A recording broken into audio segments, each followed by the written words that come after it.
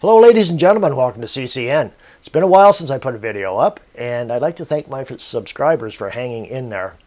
Now this video here is it's straight from the horse's mouth from the WHO, and it's a meeting they had on the Cove. So it starts out, the first clip is Dr. Tedros, and let's see what he has to say about taking the vaccine. Nina, you have the floor. Thank you for taking my question. On the issue of vaccine confidence, I've seen that U.S. President-elect Joe Biden and several former U.S. presidents have said they're willing to be vaccinated in public as soon as the vaccine receives approval. How important do you think that would be for building confidence in vaccination? And to Dr. Tedros, would you be willing to do the same? Thank you.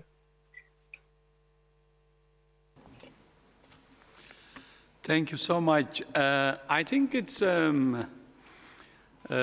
good that they already have shown their commitment. You know, they can influence their influencers, and many of those who follow them can be influenced, and it's a good idea. So I support their offer, and I would be happy to do the same thing. I would be happy, you know, to do it. But at the same time, I need to also make sure that it's my turn, because I don't want to take anybody's vaccine. Thank you so much. Sounds like Dr. Tedros is going to hold off till everybody else in the world has had their vaccine. And I think Dr. Mike and the rest of the crew are thinking the same thing. So next clip is from Canada, from Quebec. And it's a question about mandatory vaccinations, certifications, and passports. Let's see what Dr. Mike has to say about that. Able to be a little bit faster and take as many as we can. We have from Montreal, from Radio Canada, Chantal Srivastava. Chantal, please go ahead. Bonjour, I will switch to English, but I want to let you know that I work in French as a science radio reporter. I'm based in Montreal, and I would really appreciate if one of you could give me a clip in French for broadcast purposes, but I can live with an answer in English for the content, obviously. So I would like to follow up on something that was mentioned yesterday regarding the e-certificate for vaccination. I want to just clear up something that is a bit confusing in my mind. I want to know what it is exactly, and maybe hear a little bit more about what's going on in Estonia now, the partnership with WHO, and also know in which way it's different from the immunity passport that the WHO didn't want to see coming last summer. So where do you draw the line? What's the difference? What are the hurdles and so on? Thank you very much for taking my question.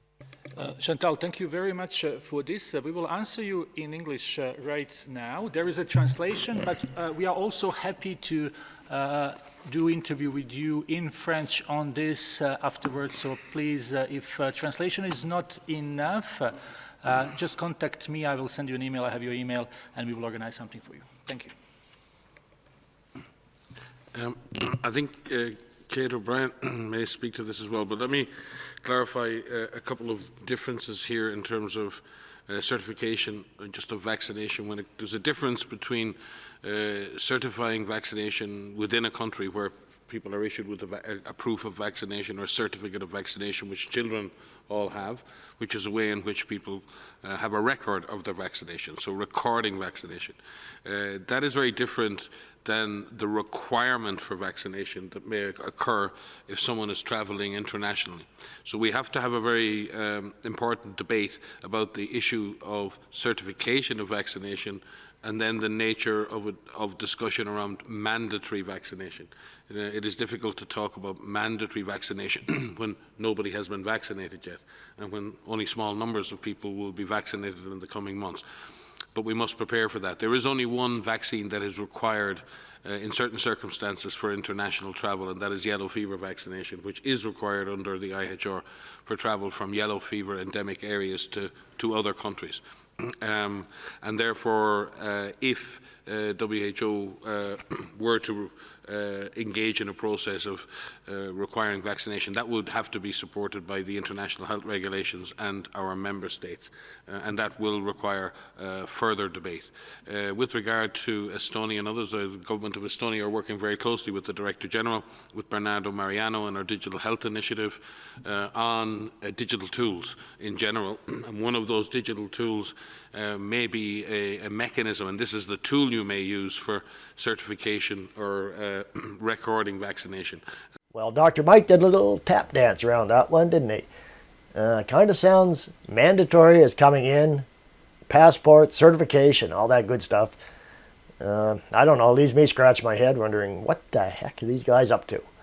So the next question, it really sidelines Mr. Mike here, catches him right off guard. Check it out.